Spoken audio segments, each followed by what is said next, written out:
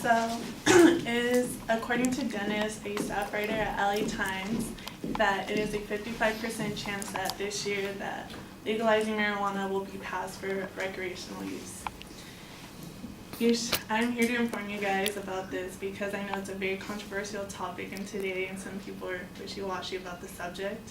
So today I will inform you on 3 things of this proposition. I will inform you on the beginning of this proposition, the origins and how it came about. Second, I will inform you on some of the bigger contributors of this proposition. And third, I will inform you on what will happen if this proposition were to be passed. So our first intro idea is going to be how the proposition started and how it came about. So California was the first state to legalize marijuana for medicinal purposes. It was around 1996. Physicians could give you a medical recommendation for marijuana to be used with proper usage and not abuse, and you would not get in trouble for it or get arrested for smoking your herb. And then, before 2000, it was put on the ballot twice to be legalized for recreational use again, but it was shut down again. And then again in 2008, for the election, it was proposed to be used for recreational purposes, and it was shut down again.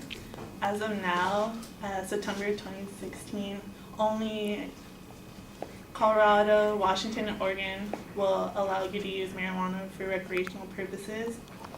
And then coming this year in November, California, Arizona, Nevada, and New York and Massachusetts will all decide whether or not you can smoke weed for fun.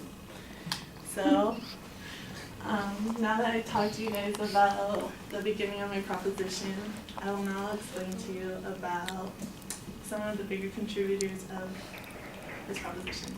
So, one of our biggest contributors is going to be Sean Parker. Sean Parker is an entrepreneur and the ex-president of Facebook.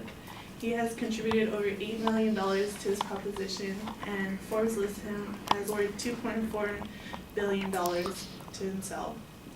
Our second group is going to be the Drug Policy Action Group.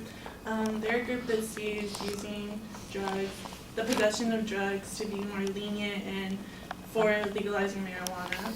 And so they donated over $1 million to this proposition. And the last group is going to be the CDR, California Drug Reform Group. They are sponsored by Weedmaps. If you don't know, Weedmaps is an app that allows you to find local dispensaries to go get your medicinal marijuana. And then they've donated about $750,000. Okay, and so now that I talked to you guys about some of the contributors, I will now inform you on what will happen if marijuana were to be passed, Proposition 64 were to be passed. So first things first, if it were to get passed, people who are 21 years and over will be allowed to grow 6 pot plants at home, not in view of the public, and they will also be able to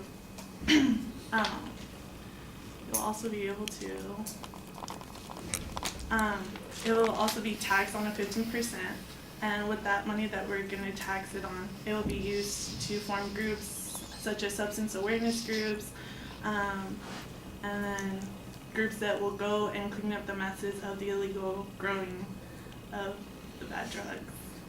And then third, another thing that will happen is that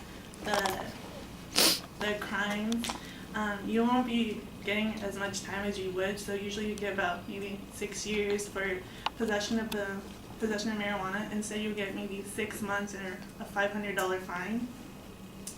And then also the access to marijuana would be a lot easier because it would be everywhere, and so the price would go down and you wouldn't be spending as much money as you usually would.